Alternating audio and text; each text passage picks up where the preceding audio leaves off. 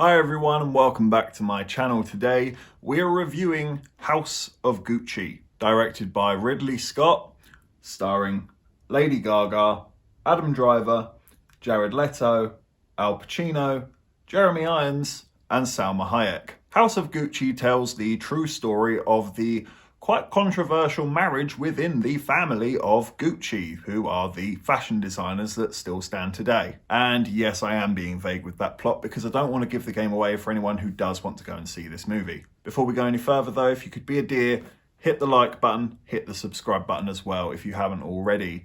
It helps me and the channel massively, so we thank you if you do. So, what did I like about House of Gucci? Well, the cinematography was fantastic. This is a Ridley Scott film.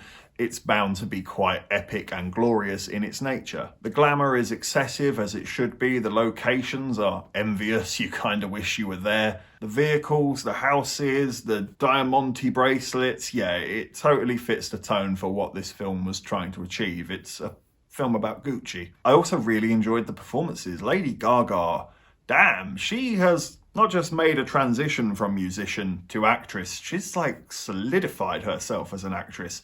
She's really good. And that really good streak continues here. She's fantastic. She is by far the star of the show, but that takes no credit away from Adam Driver. I thought he was also fantastic in this film, and together they make a nice couple.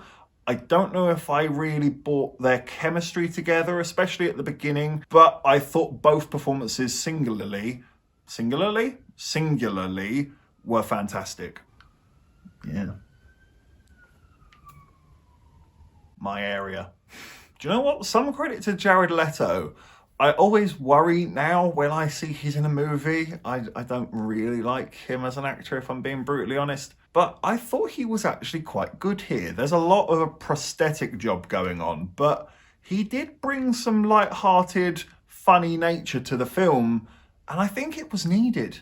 And I didn't think I would say that going into this film. The main issue with the performances is the accent. No two actors seem to be from the same town in Italy.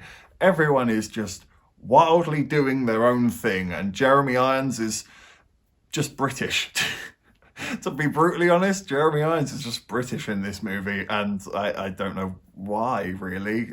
If he can't do an Italian accent, and it's important to have an Italian accent, then why did you hire him? That's no slight against Jeremy Irons. He's an incredible actor, but surely you need to commit a little bit, right? And on that note, it does take us on to the downsides of the movie. I did enjoy the story, but I didn't enjoy the way that it was told. There is so much padding here. It's so unfocused. It doesn't know what is the important aspects of this movie. And that's concerning. The director and the editor should know that, to hone in on, that's excess, cut it. But it just isn't. This almost feels exclusively like a director's cut. It's like they kept everything in here, and it's way too bloated because of it. I normally say you could easily shave 5 minutes off a movie, but here you could shave half an hour off this movie. It's like 2 hours and 37 minutes long, and it doesn't need to be. And what's worse about the fact that it's 2.5 hours long